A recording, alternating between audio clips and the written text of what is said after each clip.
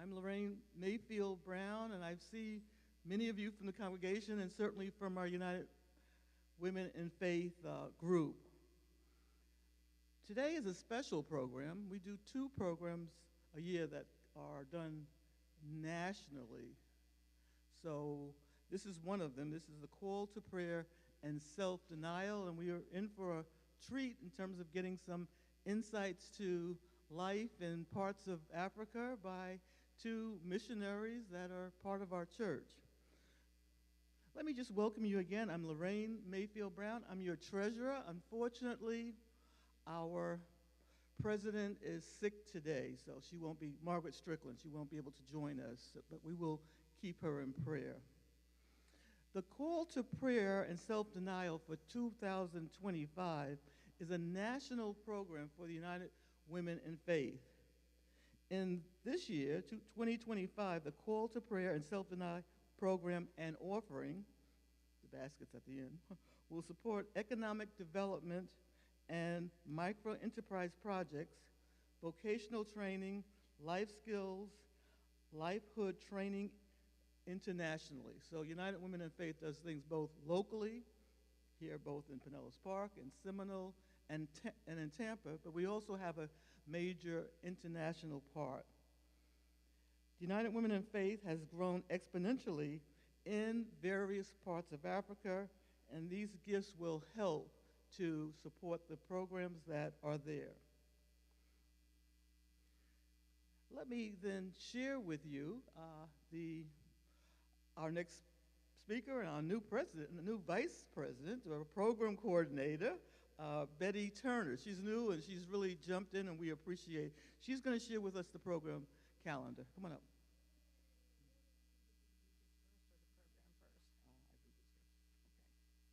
Good morning. Good morning. How are you? I'm going to read a reflection passage first.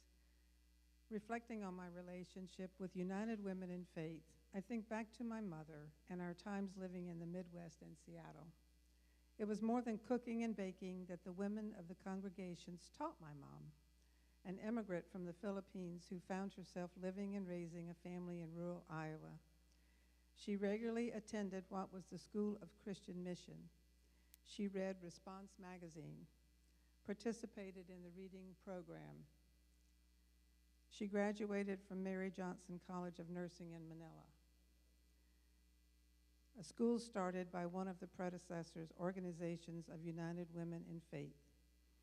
Growing up, it was United Women in Faith, whether in our small rural town in Iowa of a few hundred people, or the aunties and Iowa's grandmothers of our predominantly immigrant church of Beacon United Methodist in Seattle, who made sure we were fed, or had money for summer camp, or would have bake sales for scholarships, or slip us a $20 bill when we were home from college.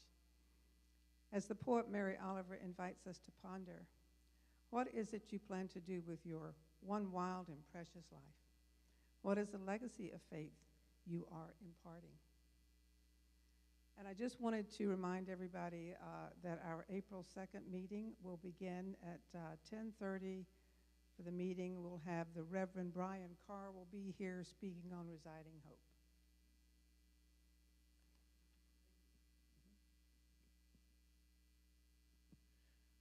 Well, it's typical that we just share a few announcements and go over very briefly. You probably picked up the minutes for our last meeting, which was November 6th, our World Thank Offering, and that was as you came in, so please review.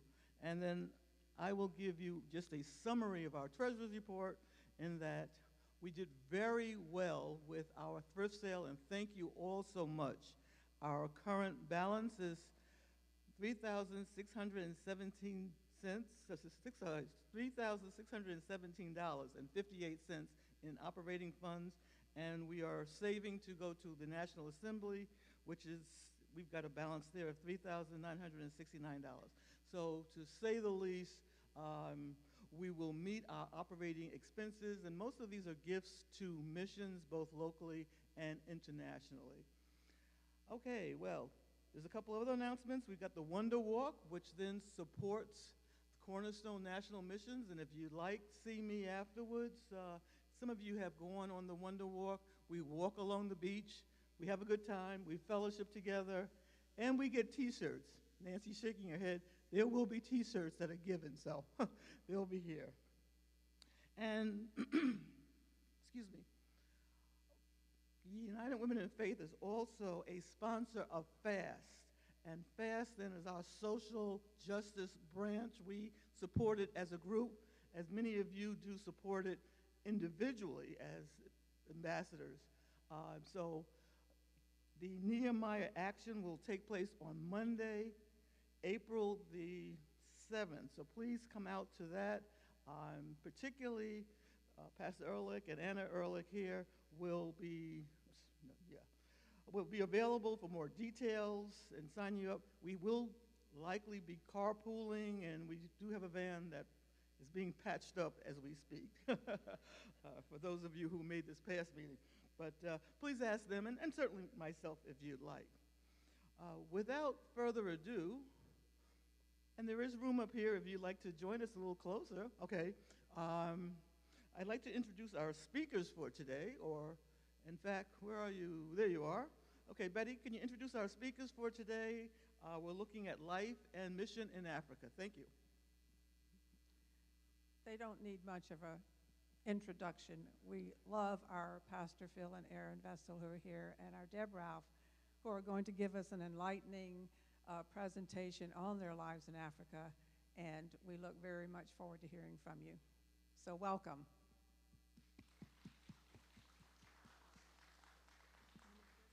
Yeah. Hi. Hello. All right, Elliot's joining us.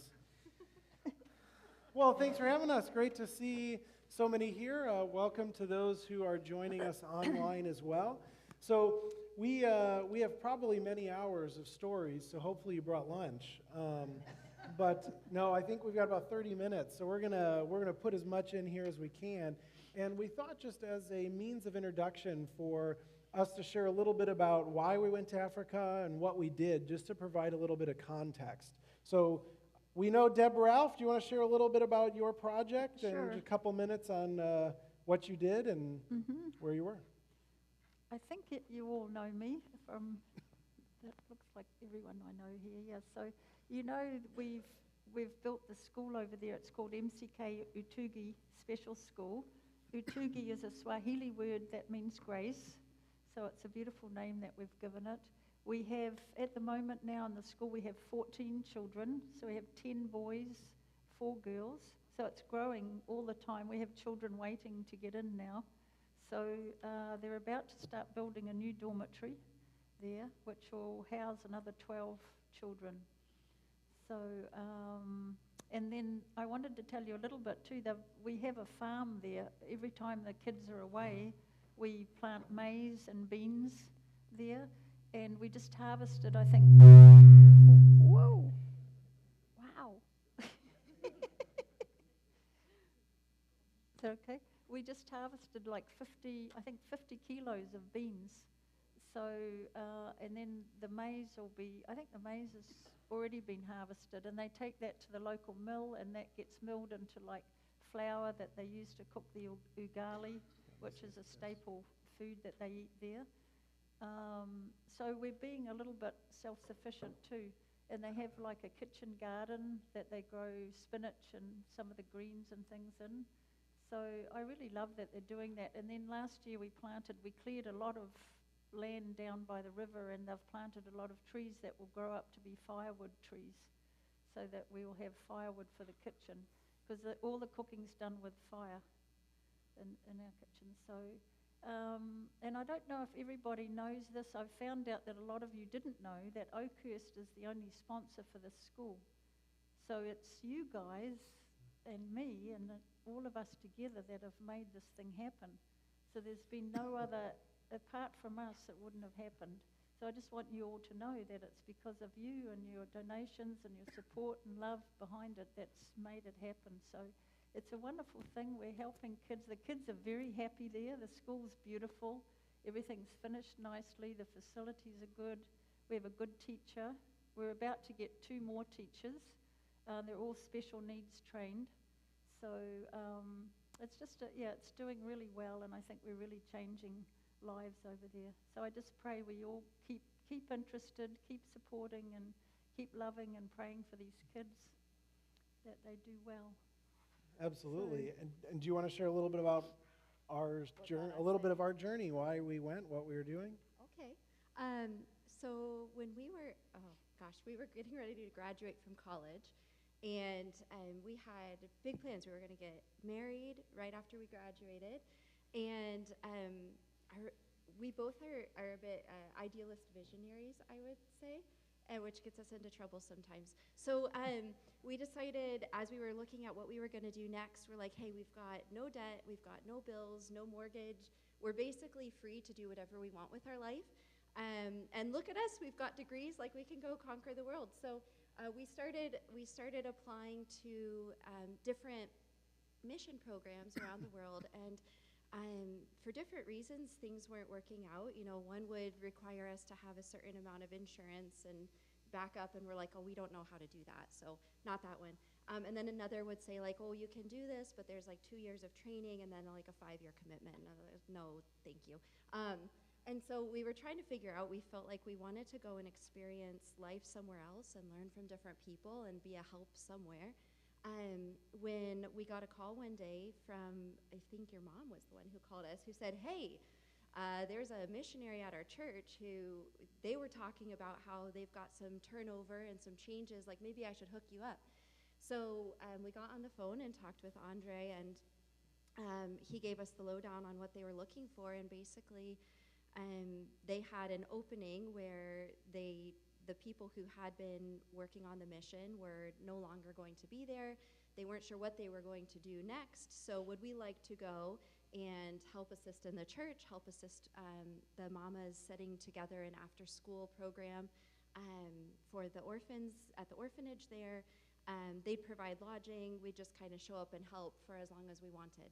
And that sounded real good to us. So that's what we signed up to do. So we graduated, and 5 weeks later we got married, and then a month later we moved to Africa, and that's how we ended up there. Yeah, so we were in Malawi, so just a little north of South Africa. Sort of, if you imagine where Madagascar is, the north tip. If you go straight west into Africa, you'll run into Malawi. Kind of like Mozambique, Zambia. Yeah. In that area. So at the time, it was the 4th poorest country in the world, and our project where we were was about a 6-hour drive from the nearest city, and then another like half hour or so from the village. So we were out in the middle of absolutely nowhere, Africa. Yeah. And back then, the internet and things didn't reach out there. So this was truly we were cut off from the world at that time. And Deb and I spoke about this the other day, because obviously this for us was a couple decades ago. For you, this is a couple weeks ago. And just the transition from living out in a third world country, for us, no internet, no connection to what was going on in the world. And you think, wow, that would be a struggle. And on one side, yes. On another hand, sometimes I wish I could go back to that and just sort of be present, because that was one of the big things that I noticed, and I'm sure you can speak about this being more recent, was people there, and it's changing now, but when we were there, you were a lot more present to the people around you. Things never started on time, the Africa time, right? If church started at 10 o'clock, maybe noon, people would sort of start to show up. I think Cuba time is probably the same way for those who have been to Cuba.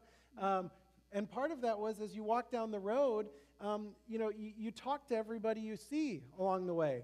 And if you walk by someone's house and you say hello, they welcome you in for tea and a meal. And so I'm on my way to church. Oh, well, so is everybody else. They'll wait. But coming back, everything is on time. And while that's nice that when we say something will start at 10, it starts at 10, it also means that we kind of rush around a lot, and we miss some of the great interruptions that happen when you're just present. Mm-hmm. That's true.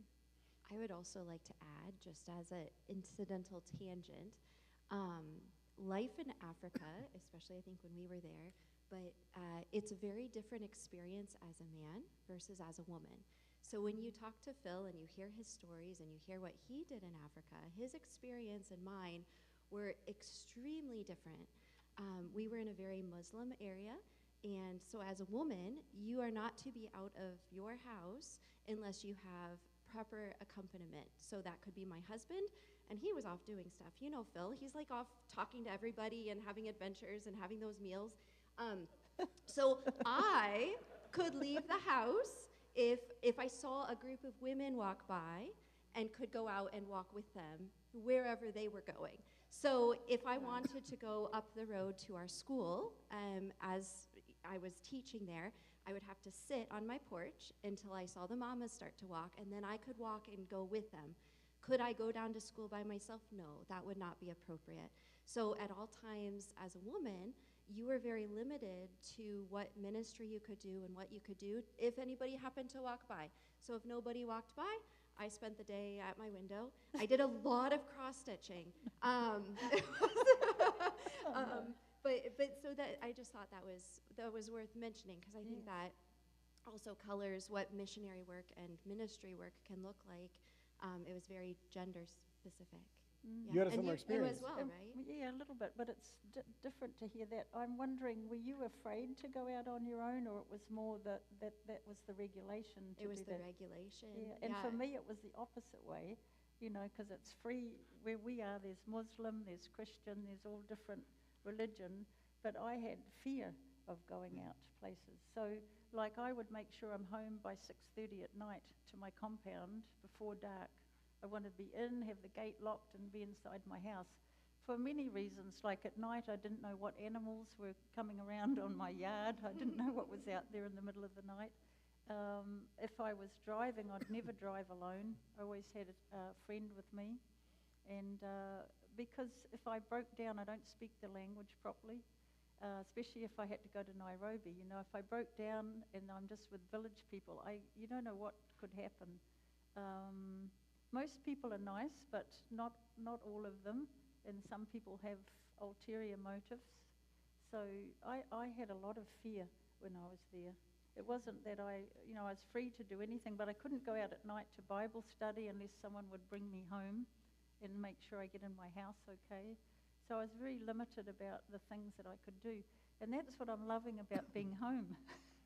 That I can come to Bible studies, I can do classes, I can be out at night and go out for dinner and come home and not feel that fear.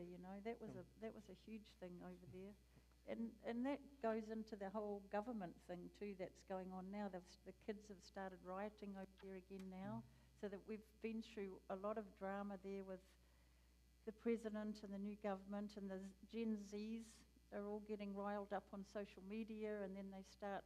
They go around there burning tires and damaging stores, looting, doing terrible things. And luckily, where we were in Meru people are quite peaceful, so we would sometimes get a little bit of it. But you used to fear, when there's something going on that day, you stay in the house, even in Meru, because you don't know. They can just pop up. There was this one time we were coming home from Nairobi. This is a good example. And we came around a corner, and I had Bishop's driver had driven me down to Nairobi and back. That's like 5 hours each way. So we were almost to Kubu, which is where our synod office is. And we came around a corner, and there's all rocks on the road. And Ken's saying, "What are all these rocks on the road now?" And I'm thinking, "Oh, did they fall off the back of a truck or something? What's going on?" And as we came around further, we started seeing some smoke and different things, and a lot of people around. We saw police, and he said, "There's been some sort of a riot here." So we went through. I was terrified. It was finished, but it's like I've never felt anything like it in my life. It was like driving through a war zone, like where someone had just been at war. Literally, they had. And we went through this area. The police let us through. We had to wiggle our way through broken glass, tires that are still flaming and smoking, and we finally got to the other end, and there was some police standing beside me, and I heard this distinctive, like it was a gun fired, which I've never heard live before. I've only heard on TV. And I'm like, oh my gosh. And Ken said they're shooting at some boys up on the hill to make sure they go away.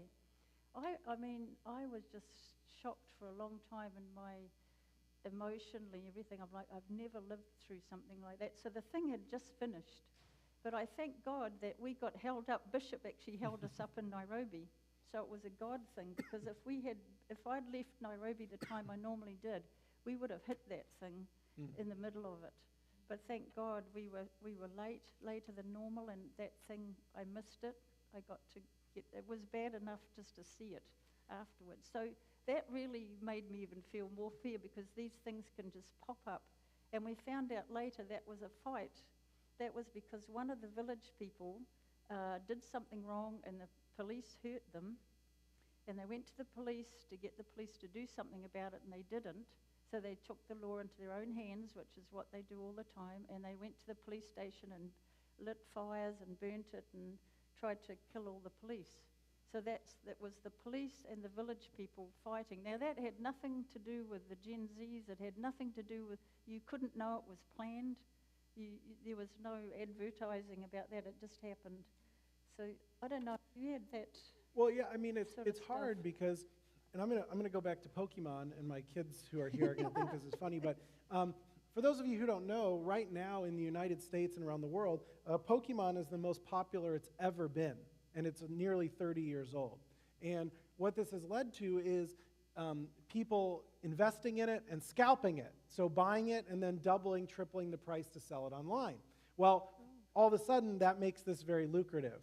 If you just Google Pokemon Costco, fights are breaking out in Costco, in Target, in stores. People, literal fist fights, people arguing, going over this because there's not enough for everybody.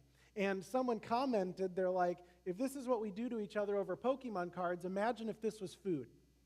And we're all of a sudden like, wow, that's a very important insight. That if we're doing this over a few dollars, if we're doing this over a game, what if this was the only bread you were going to eat that day? Mm-hmm. And for us, what we are noticing and experiencing in Malawi was that is the situation.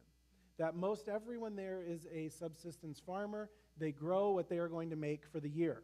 And there is no help from the government. There is no help from others. It is a dire situation. If your crops die, you may not eat that year. And so you can imagine people in this situation who are thinking, well, my kids have no way to eat. Well, so what happens? Well, this leads to people becoming, for example, police officers. But then what do the police officers do? Well, they see someone like us who have money, and I can't tell you how many times we were detained by police officers because they wanted a bribe. And they would say, hey, I'm holding you because of this. Well, the thing is, they don't want to actually write the ticket for that, because as soon as they write the ticket, they have to actually turn in the money because there's the receipt from the ticket. What they want is slightly less money as a bribe that they can then keep, and you now don't have to pay as much to have the ticket. Which led to a really fascinating story where Erin wasn't here this time. I ended up going back 7 or 8 times on my own, and I was with one of the bishops who was well known in the capital city, and he said, well, I want to drive you to your flight. So we drove, and this was the type of guy, when we're driving down the street, people are waving at his car because they recognize who he is. And we get to one of the checkpoints where the police were, and they do the same thing, right? They see me, and they go, oh, he's got a lot of money. So they hold us. And I'll never forget my friend, when they pulled us over, he got out of the car, and he went and he stood next to the police officer, because he was a Malawian, right? And I'm watching out the back mirror, and he types on his phone. He talks on his phone for a moment, and he hands the phone to the police officer. Well, the chief of police was an elder at his church. So he called the guy's boss and told him what was going on, and it was like, oh man, sad you were the one person who didn't recognize who this guy was. and they let us go. But you can sort of imagine a situation like that where people are desperate. It's a situation of, are my kids going to eat today? I mean, you can tell them about someone who stole a phone once. Do you remember what happened? Oh, I do. Well, it actually, I was going to go a different direction, but per your point, there's very much a I don't know how they do it. You would swear they have better technology than we do, but something would happen, and give it 5 seconds, and somebody like 15 villages over knows what went down. Like news travels like wildfire there. It's crazy. Which I wanted you to share about Captain, because I thought that would be a really good story for how that works. But yeah, there was a gentleman who stole a phone. Again, probably we could empathize a desperate situation. But word caught wind, and just a number of people went, and they beat him up, and that was that. There was no Just waiting left for him in a police. field, I yeah. don't think we had police where we were. No. And people kind of self-governed themselves. And most of the time, I would say it went well, unless you did something really wrong, like stealing the phone. And phones then weren't like now, where everyone's got them. It was a very, very special, like, to have it was like a big deal, sort of a thing. So the justice, the justice issue. But it's tough because there's no way out. There's no jobs. There's a desperation and a grieving because, I met some of the hardest working people I've ever met in my life, and there was just no way to make ends meet. So it's a really difficult situation for people who are living there. But to get to the faith side of things then, I don't know about you, but everyone that I met that was a Christian was so deeply dependent on Jesus. And we were in a pretty heavy Muslim area, so not always on that faith side of things. I didn't have a lot of faith conversations with a lot of Muslim people. We would have life conversations. But with the people in the church, there was a real dependence and a real belief that Jesus provides. And, I had just gotten out of school where people talk about, well, how can God exist in the face of suffering? And so I would ask that question to people at the college I was teaching at, and they would be like, what do you mean? How does God exist? God joins us in the suffering. Like, it wasn't a question for them. They're just like, Jesus is with us. Yeah. That was one of the stories I had thought of while I was preparing to come and talk, was very much to that point where, for all the hardships, you could not find people who are more kind and generous and would go out of their way to serve and bless you out of the little that they had. But I also think where their faith was concerned, there was an expectation that God would move and miracles would happen. And it wasn't something people wondered about. I think they really just, that was how it was. And there was one time where I was severely ill. We think I had malaria. We don't know because we were in the middle of nowhere. So, who's to say? But I was very, very sick. Just very, very sick. It was not good. Weeks. Yeah. It wasn't like a one-day thing. It was like it lasted for quite a while. Like high fever. It was just bad. I don't even know what it was. However, most awkward experience of my existence. I'm laying on the couch. I look like absolute rubbish because I do not feel well. And all of a sudden, all of the mamas from the village parade into my family room and sit themselves down around me. I don't have a translator, so I don't know what's going on. And they we were learning the language, but it wasn't like fluent. It was nowhere near fluent for this situation. Yeah. And all of a sudden, they're all in my living room. They've circled around me. And they do what appears to be a lot of praying in Chichewa, so I don't know what they're saying. Laid hands on me, and eventually they all left. And the next morning I woke up and 100% better. Every ailment, the fever, the aches, everything was gone. I was 100% better. And my supposition is they must have come in and prayed for healing, and that happened. Because I don't know. There's no other explanation. And I think sometimes that's something there that just becomes, and of course, they weren't surprised to see me up and about the next day. Whereas here, that's just not how we handle things. We go to doctors, we take our medicines, we do our things, and yeah, that the utter dependence on God, God became the only out in that situation, and God provided. It worked. I think that's what I found over there too, and that's what I learned a lot, that they just totally rely on God for everything, and for healing, for everything that's going on. Every day when you go out on the street, the traffic is so hectic and crazy. We have these little motorbike taxis that go everywhere. They don't stay in the lane. They can come up the middle of the road at you. They're like bees. And you just kind of drive along and let these things go all around you. But, I mean, every day you go out, I learnt, myself, when you leave the house, you pray. And you really trust God every time you go out that you're going to get home again. I mean, people are, Paul's laughing. It's just... It's kind of like driving around St. Pete. No, nothing like St. Pete. But you do. Doesn't have the livestock everywhere. Yeah. That's the difference. Right. Did you have the livestock everywhere? Yeah, we had livestock, but not everywhere. But sometimes they'd walk them from Isiolo, which is like 2 hours from Meru. They'd walk them all the way. These guys would walk all the way to the butchery. What do you call it, where they kill all the meat?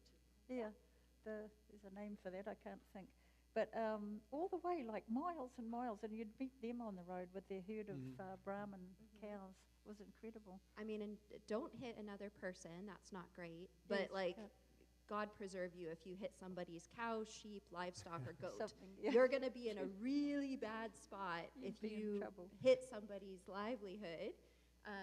Everything else they could work out, but you don't hit the livestock. Well, and I think one of the things that we learned there, and I think this is one of the reasons ultimately why we didn't stay, is we didn't feel that the other people who had set up this project and even one of the other people working there had quite understood this. And it took us a while to sort of get there. But the realization that when we do mission work, we're not going in as the savior. We're not going in with all the answers, with all the things to fix things for other people. We're going to be with other people. And I think thinking about the generosity, I'll never forget there was one day where when Erin was sick and we were just in a really difficult spot, and we didn't eat a whole lot while we were there. Food wasn't that readily available, and we were pretty hungry, and I'm like, what are we going to do? And our friend, who we named Timothy after, who was the pastor at the church that I was working at, came with a loaf of bread just to the door. We didn't, ask for it. He just showed up, and he's like, we want you to have this. But you need to keep in mind, again, that this is someone who has 4 kids and lives on less than $1 a day. And as he brought it to the door, my first instinct was to say, no, I can't accept that. And in the moment, it sort of hit me. I'm like, he's going to feel really ashamed if I say no. So there's a term that Dan Allender, he is a psychologist and a professor. He was the president of the graduate school I went to. He once preached a sermon where he said, suffer the kindness. And I think that that's a beautiful, beautiful thing, that when you are truly seen by someone and they offer you love, it can be painful because you're being seen. And in that moment, I had to take the bread and realize that this was a mutual relationship of love back and forth, that it wasn't me there just to give them bread. They were giving me bread. And realizing in that moment, we talk a lot about loving others as we want to be loved, and we sort of focus on the loving others part, but if we are not good at accepting love, we don't love others all that well. And if we are people who are used to having the power of being the ones to do the serving, to do the giving, I honestly think sometimes it's easier to give than to receive. And I know that feels a little backwards, but really sort of recognizing that, even though here's people that are in a really dire, difficult circumstance, we can't go in thinking we have all the answers and all the power. We have to go in with humility and join people where they're at and receive love as well as give it. And I think too often our missions are based on us going in and fixing things for other people. And I think that that's a model we need to sort of let go of. Rethink. Yeah. To that end, I would say, while we were there, we did the work for the orphans. I worked on sharing the education that I had been trained in with them to try and just help them along. Schools there, tangent, short one, but schools there would be maybe 2 hours of sitting outside. And our local school, and when I went to visit it, it was about 200 to 300 children per adult outside, one blackboard, no supplies. So these children weren't really getting educated. They would go to school, they'd sit there and they'd come home. But then by the time they got home, there really was a need in our orphanage for the mamas who raised the children to then also see to their education, because while they had to attend school, they weren't becoming educated, if that makes sense. Phil obviously did the work with the church and all of that. We arguably, though, I think when I look back at our mission work, and like to Phil's point, we definitely went there with some sort of like, we're going to do great work here, and like this is going to be so wonderful. At the end of the day, I think what was probably the most valuable work that we ended up doing is something that we can do and try to do here to this day, which was, so we had Bubba Dixon, and Dixon was our housekeep. So it was mandatory that as a white family living in this area, we were expected to have a local hired help who would do the housework, do whatever we could come up with him to do, which, fun fact, I had no idea how to manage hired help, so I didn't really ask him to do Whatever you want to do. I was like, do whatever you want today. And then I'd feel guilty, so I would try and do it with him because it's, what am I supposed to do? I was not prepared for that. Well, but again, there's no other jobs, so it was sort of like if you can employ some people, that was really important. A way to really help. But you were told what you could pay them. That was the other thing, is we would try to be like, well, let us give you more money. He'd be like, no, because when he gets back to the village and all of a sudden has more food than normal, people are like, well, who are you to have this extra money? So it was actually dangerous. So it was a very difficult circumstance. Yeah. So when we arrived, I think in the first couple of weeks, Bubba Dixon looked at us, and he was just a smaller stature man. He looks at us, he's smaller than me, and he goes, I hate white people. Except he said it in Chichewa, and fun fact, I did figure it out enough to know that's exactly what he said. And it turns out we met the white people he was talking about, and we don't like those people prefer very them much either. either. So we were sort of like, we get it. So he's a Muslim man. He has multiple wives at home, families that he's supporting, and when he's in our home with us, and now you know that's where I basically spent my entire time, was in this home with a man who admittedly hates white people, and I am quite pale. Azungu, as they would call us. The little ones would run out and yell, Azungu, Azungu, and you're like, yep, that's me, like, can't help it. But basically, for me, day in and day out, life was trying to just exist, wake up, maybe I can get something to grow outside in the garden. We don't have water again today, so I guess we'll try to wash stuff by hand and do some laundry in the bucket outside, that sort of thing. And over time, just would talk to Dixon, and Phil would talk to Dixon, and by the time we left, he wept and proclaimed that he would miss us. And to this day, anytime Phil would travel back, Bubba Dixon would somehow find out about it, because they're invisible travels. Lightning source. Word travels there. Everyone hears there's a white guy back, Yeah, and Dixon would come, and oh man, okay, so Phil loves cheese, really likes cheese, and there was not dairy there. Oh, there was. We would get raw milk delivered to our house, and then I'd have to pasteurize it, boil it and skim off the weird stuff on top and drink it.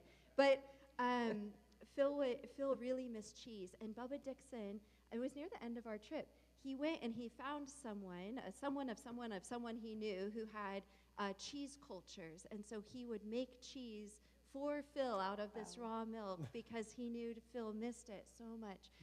And all we did with Dixon, we couldn't give him things. We couldn't change his life for the better. It was very much like these are the limits within which you're allowed to interact. But by treating him with kindness and validating his humanity and just like, you're another person like us, and hearing his stories, somehow that very much what felt like doing little made a huge transformation. And I think that gave me a lot of peace coming back home, because I always had this idea that, to really do something meaningful for God's kingdom, I've got to go somewhere extreme and do something really difficult, and I'm going to pull out all the stops, and like, this is, I'm going to serve God.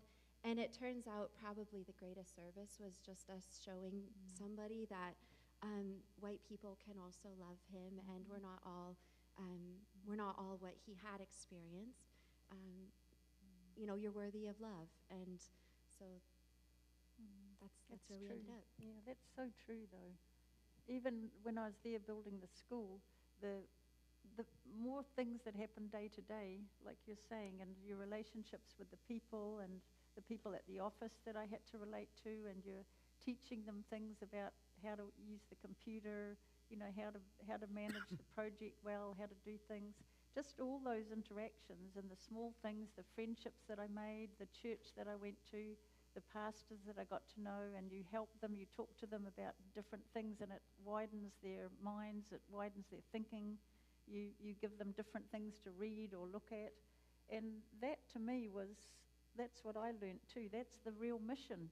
I mean, yes, the school is wonderful, and I love that we've done it, and I love the kids, but that day-to-day interaction and being around people, and it's like, you have the Spirit of God in you, and God just touches people around you. And it's incredible, and that's the wonderful thing about being in mission, isn't it? And you become part of it. Your whole life, every day, every hour, you're living and breathing, being with God and sharing that love of Christ. It's a wonderful experience, really. And so the good news is, this is something you can do anywhere with anybody. Yes. And that's sort of the basic thing I think about this is it doesn't matter what color skin someone has, what language they speak. Erin and I have hung out with people from Iraq who only spoke Arabic, and we would still eat with them and sit with them. It didn't matter. People feel the energy that you bring, the face of love and compassion that you offer, the way you hear and honor. And so are the other things good? Absolutely. We want to keep doing those things. We want to help with schools, and we want to help with water, and we want to help with hurricane relief. And those things matter, but how you are with someone, I think, is the thing that sticks with them the most, because we saw this. People came and did something, and the way they treated him, even though they did lots of good things, he hated them for it. Someone who comes and does less, but met him as a human being, he was more grateful for. So it's like, you can bring me food and you can bring me water, but if you treat me like garbage, it's kind of meaningless. Yeah. But if you come and you love me, even if you can't solve my problems, I'd rather have you, is what I've sort of experienced throughout life. Yeah. So I think we want to honor time, and I want to say if you have any final things to say, but then we'll open up for questions, I think. So, yeah, if there's any final words we want to, no? I thought I shared mine. Okay. Well, then I think we'll open up for questions. So what we're going to do is I will walk around and so that people online can hear the question, and then I'll bring it back for you. So I'll get my steps in for the day. So, Erin, regarding your illness, there's no medical care that anyone could come help. And then in addition to that, just daily life, how do you get a haircut? How do you get shoes? Or, how did any of that work? That's a good question. So there was a local village that was walking distance. It was probably a few miles away. So if you needed like a new cooking pot, you could go, and the village would have these little shops set up. Same thing, I'm sure there were barbers there. I just didn't get my hair cut, so personal. That would be the way that worked out. but yeah, so there was a local village, so there would be odds and ends there. You could get, women would wear chitengis, which were just big rectangles of fabric you'd wrap around your waist. And so, you could go and pick up a new chitengi or something like that. But yeah, there was that. Chipande, the market. Yeah, so there was the market. And then there was a local hospital. From Phil and I's perspective, there were a couple of times where someone near us was sick, and so we did have a van. Phil had to hot glue the brakes on, so it was not a trustworthy vehicle. You don't want Phil helping with auto maintenance, FYI. If you have car troubles, don't call him. We had to take the car. The brake pad wouldn't go on. We tried everything we could. So we went down a mountain with our brakes that way. So there was a hospital, but like one time there was a little one with cerebral malaria, and we came across the mom walking, and they were going to walk miles to get to care, and so picked her up and drove her to the hospital. And when you would get there, it would just be this building, and there's a yard full of lots of very sick people who are waiting for some sort of care. And Sort of like our hospitals now. so Phil and I concluded the hospital was somewhere you go to die if you're in Africa. It was not somewhere you went to get help. It was somewhere you went as an absolute last resort. And Phil could maybe tell you differently. I didn't think I was necessarily going to die. I just knew I was very, very, very not well. And so we weren't about to go to hospital. But yeah, most people, you don't. You just... you rely on your neighbors to help or take care of you, or, We had a nurse in the area who could do some basic things and had some basic medication, but it was pretty simple. Yeah. But even where I was, the doctors weren't trained. They were terrible. Yeah, I had a friend that went in with some aches and pains, some heart palpitation and some leg pain. They gave him 13 different prescriptions. Oof. They could have killed him. So I just sent it to my pharmacist, and he picked out the 3 that he should have. I told him, throw the rest of those things away, don't take them. And people go into hospital, and I say to someone, they'll tell me, oh, my grandma died, or my uncle died. There's people dying all the time, and you say, oh, what was wrong with them? I don't know. They went to hospital, and then after like 24 hours, they were dead. And they don't know. The family don't know. The doctors don't tell them anything.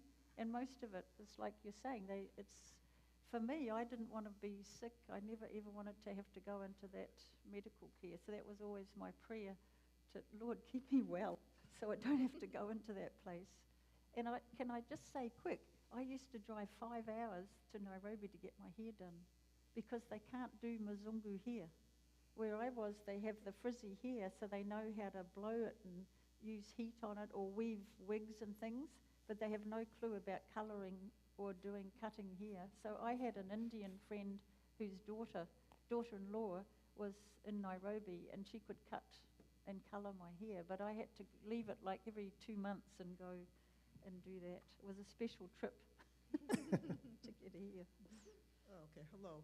Yeah, I had the perception that if you went to Africa, I'm just dealing with Africa, that when you come there, like with Deb Ralph, and for you, Erin, that they know that you're going to provide a service.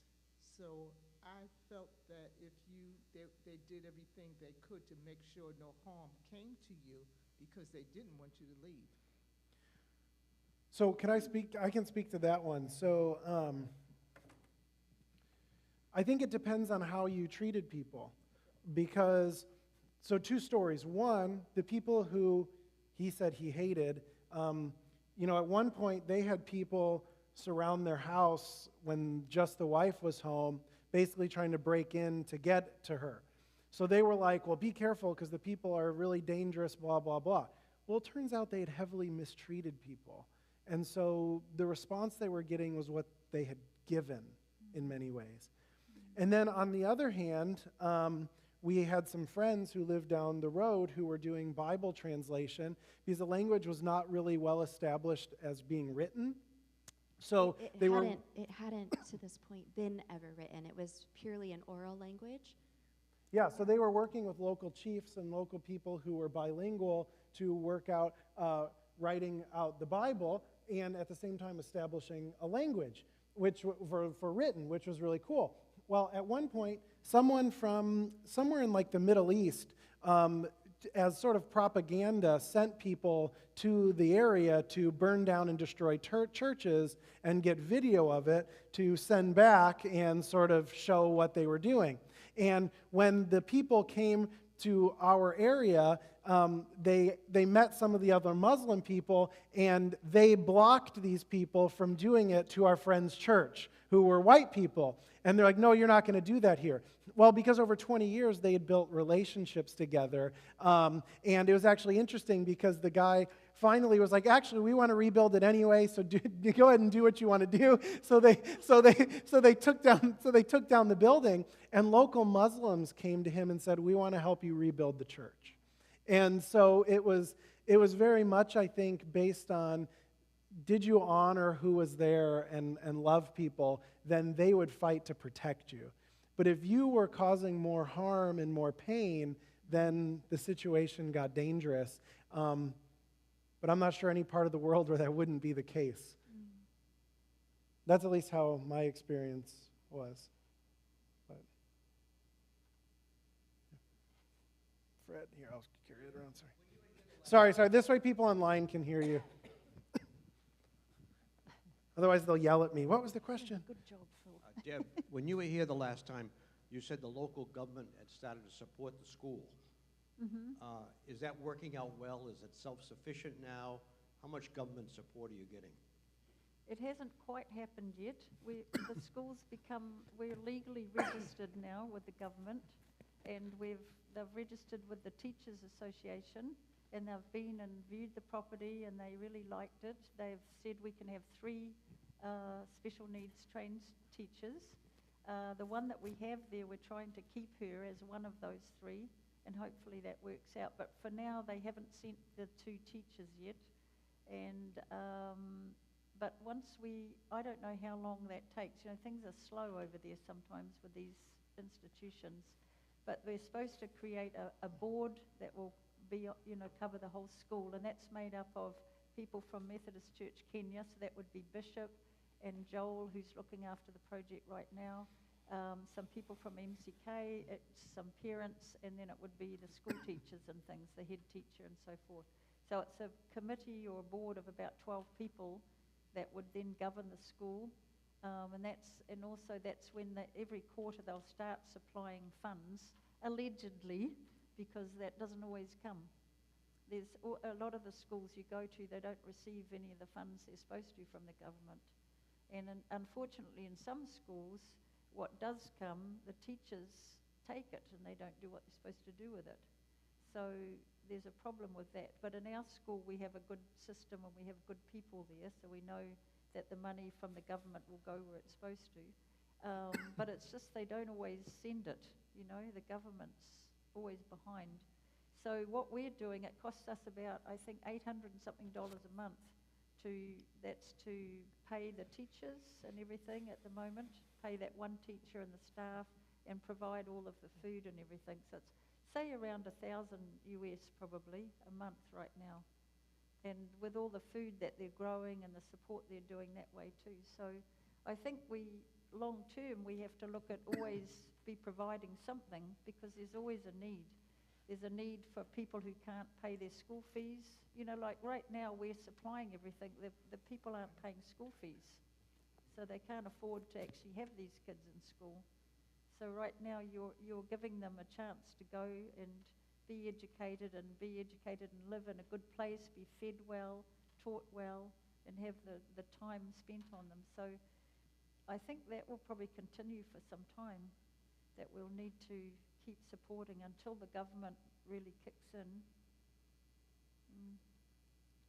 What's that? Maybe like 1 or 2 more? Okay. Come back to you. Sorry.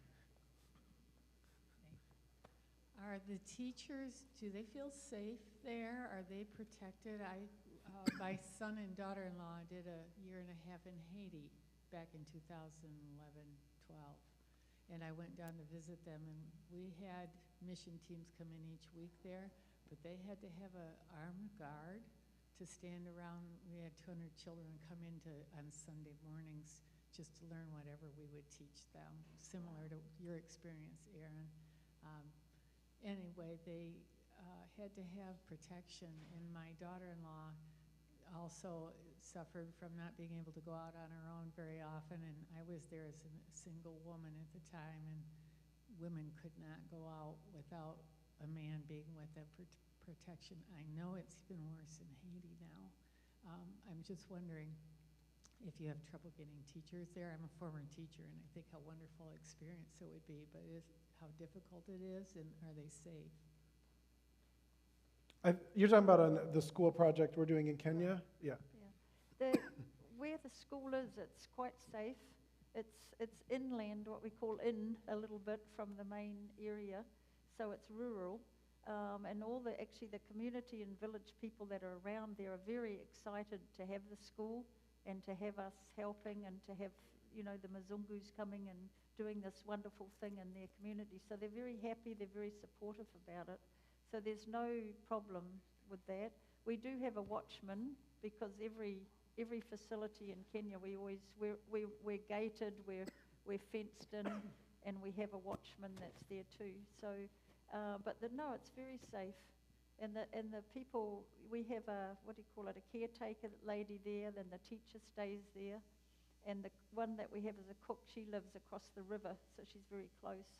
But they stay there. The kids are staying there with the watchman. There's no issue that way. Well, not at the moment, and not that I've seen yet. So I don't know how was it with your school? Did you have to have? Oh, sorry. No, I would say in our area, we never saw armed guards or anything like that. At the public school, you just got teacher and a bunch of kids. It was very, very, very kind, good people. I would say majority of everyone was just, neighborly, looking out for each other, being part of that community. Similar thing though, our project did have, it was fenced in. There was a watchman who was part of the project to kind of watch over the orphanage and make sure, because more resources were concentrated in that one area. So there was that, but I never felt fearful or concerned for safety in that way. It just was part of life. Like that's the system there. That if there's going to be a project with more happening, there's usually a watchman to just kind of watch over things. All right, so we'll do Tim and Linda, and then we'll wrap up. So Boom. I have that effect on electronics. Pastor Sue Coombe came here from Kenya, and I took her out to lunch, and when we were having lunch, she said, "Do you have any elephants around here?" And so I told her, obviously in the zoo, right? But I was just curious what other animals you had around where you were living, and what was the housing accommodations like for you? So we had elephants around, a lot of monkeys. Hyenas would run around our house at night. We had spiders that were like that big. You could watch them run through the yard. Oh, They would glow in the moonlight. Oh my gosh. They were so big and they were luminous, so they would come out at night, and when they would run through the yard, the moonlight would illuminate them and you could follow them through the grass. And we didn't have a mower, so it was grass. You'd see these things. And I was actually joking right before we started, I'm pretty sure God put everything venomous and poisonous in Africa ready to get you. And we had a puff adder in our backyard that the dogs were going ape over. Spitting cobra in the house. Yeah, there was a day the workers knocked on my door and they go, Mom, the snake. And we're like, Njoka. Haven't seen it. And he's like, yeah, Njoka. And I noticed our cats were acting weird, so I popped out and I was like, hey, I think we might have the Njoka here. And they came in and they had sticks.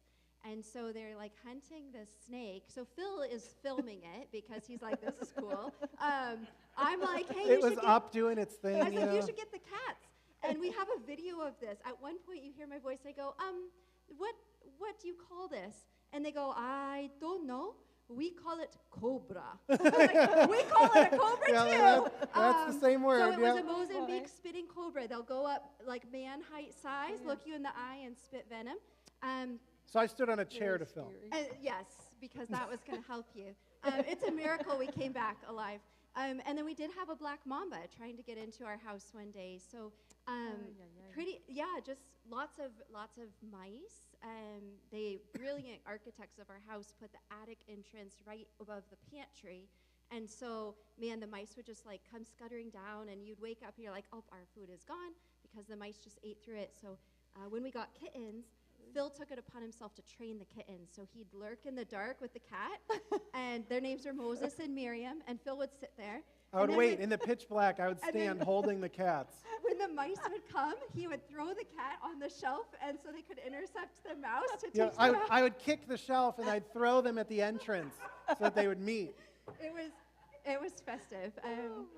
And lots of. The first time I trapped one in a box, and I put the cats in the box. We have a video. And if you've ever seen the Puss in Boots movie where its eyes are as big as its head, those were the cats as they shot out of the box. Like, what is this? But then they became our little hunters, and they would hunt all. You couldn't find them at night because they figured out what the pathways were of the mice, and they would hide off the pathway to eat them at night. So it worked out. Yeah. And we were about 3 hours from a nature preserve, Lawande National Park, and we got to go a few times. And I do have to say that the people and their appreciation for the wildlife and all the animals that you could see. So you could do your traditional African safari, and they were all there except the lions, which have been hunted out of Malawi. So they used to be native there, but they were such a threat. And again, picture your children are outside. So when a lion comes by and it's threatening your livelihood or your family, they would kill it, because that is a threat to their children, to their livestock.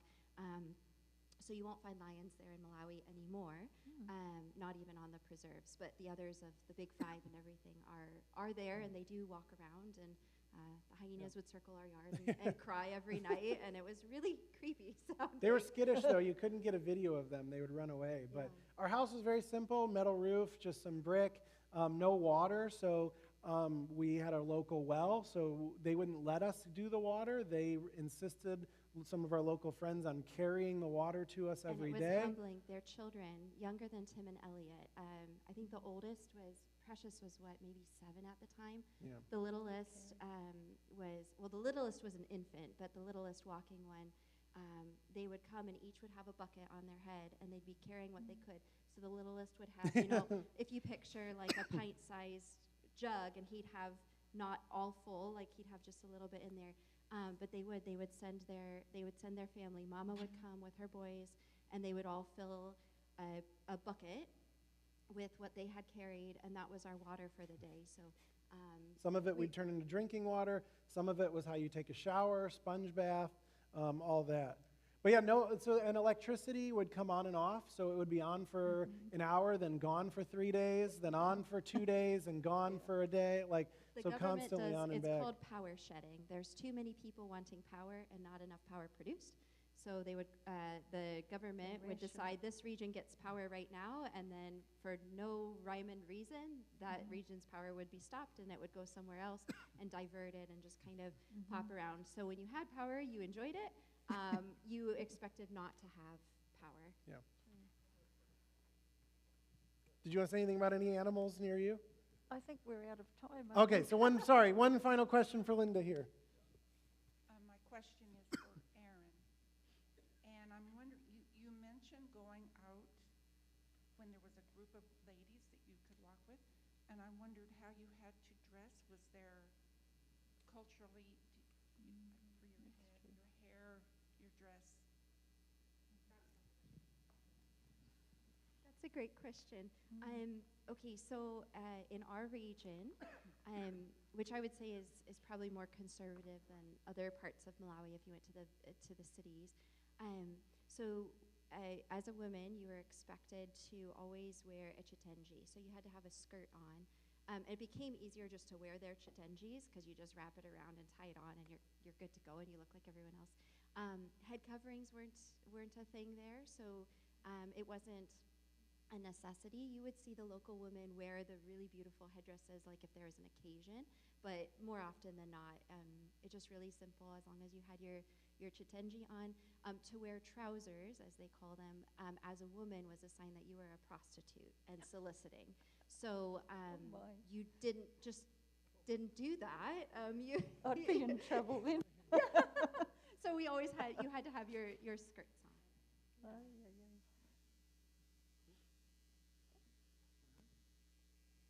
Well, thank you.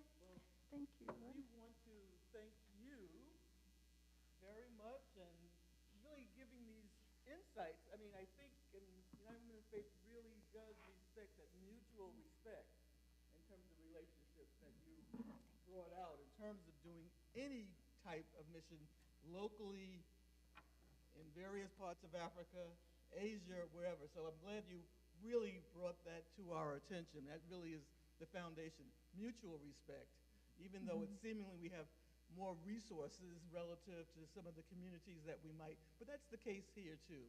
But again, thank you so much for these insights. The good news is they're local, and we can hear even more stories. These were some new stories to me, and I really appreciate it. We're going to close the program both with a prayer, Linda, and then we'll show some slides. Okay, so the slides are up, so there are some visuals that are here, but Linda will close us out with prayer. But again, thank you so much.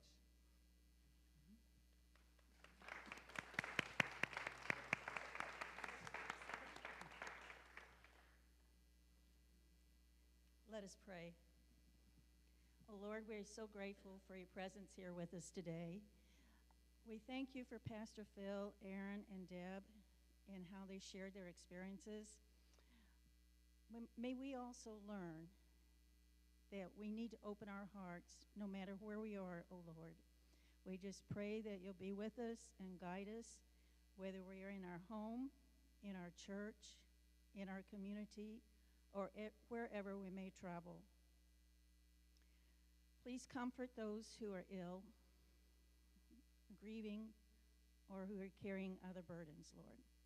Especially be with and comfort Grace as she couldn't be with us today for her treatment of chemotherapy. We pray that you will comfort her and warm her with your presence. And please be with Margaret and help her in whatever is going on with her too. In Jesus' name we pray. Amen.